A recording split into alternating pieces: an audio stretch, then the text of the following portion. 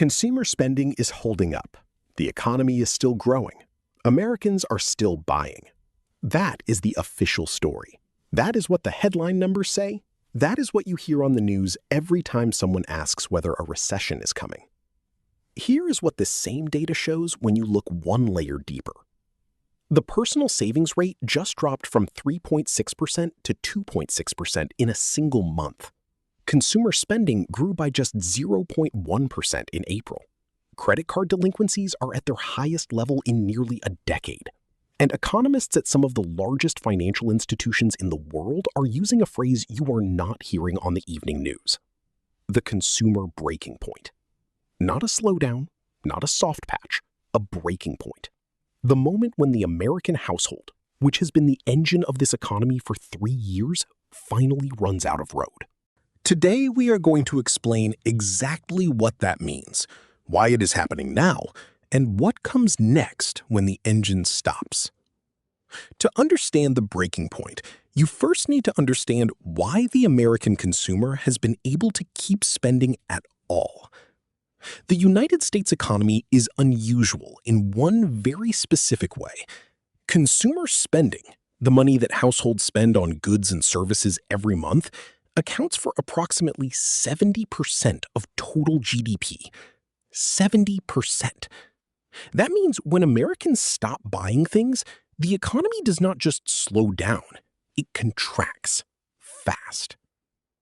After the pandemic, the American consumer kept the economy running on 3 fuels. The first fuel was pandemic savings. Between 2020 and 2021, American households built up approximately $2.1 trillion in excess savings above their historical baseline. Stimulus checks, reduced spending during lockdowns, deferred payments. That money acted as a cushion that allowed households to keep spending even as prices rose and real wages stagnated. The second fuel was a strong job market. Unemployment stayed low, job openings stayed high. Workers had leverage they had not had in decades. Even if wages were not keeping pace with inflation in real terms, the nominal paychecks kept coming in and kept consumer spending alive. The third fuel was credit. When savings ran short and wages did not stretch far enough, Americans reached for their credit cards. Buy now, pay later, personal loans, home equity lines of credit. The entire consumer credit infrastructure expanded to fill the gap between what people earned and what everything cost. 3 fuels, 3 years of keeping the engine running. And in 2026, all 3 are running out at the same time. Let's look at the numbers. The pandemic savings cushion is gone. The bottom 60% of American households by income have essentially depleted the excess savings they built up between 2020 and 2021. The $2.1 trillion buffer that kept consumer spending alive through the inflation surge of 2022 and 2023 has been spent. What replaced it was debt. The job market is cooling. Recent jobs reports show slower payroll gains and falling labor force participation. The economy added only 122,000 private sector jobs in May, well below the pace needed to absorb new workers entering the labor force. The unemployment rate sits at 4.3%. That sounds low, but the composition of the labor market has shifted toward part-time work, lower-wage service sector jobs, and gig economy positions that do not provide the income stability that fuels consistent consumer spending. And the credit fuel is maxing out. Total American household debt has hit $18.8 trillion. Credit card balances alone stand at $1.28 trillion. And here is the signal that matters most. The serious delinquency rate on credit cards, people who are 90 days or more behind, has risen to 7.13%. That is the highest in nearly 10 years. When delinquency rates rise, banks tighten lending standards. When banks tighten lending, households cannot borrow as freely. When households cannot borrow as freely, they spend less. The credit fuel starts to run dry. The savings rate tells you everything you need to know about where this is heading. In March 2026, it was 3.6%. In April, it dropped to 2.6%.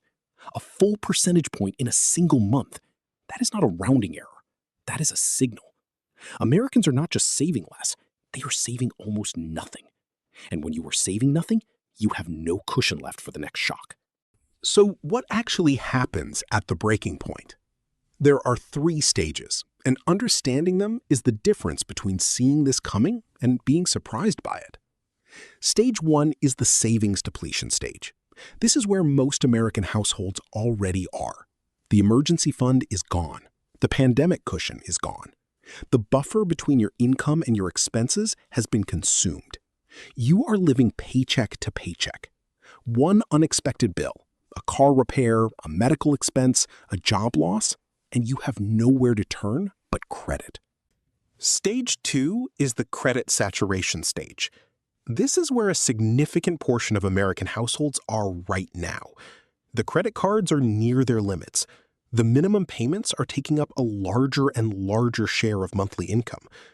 The 7.13% delinquency rate tells you that millions of households have already crossed the line from managing their debt to being overwhelmed by it.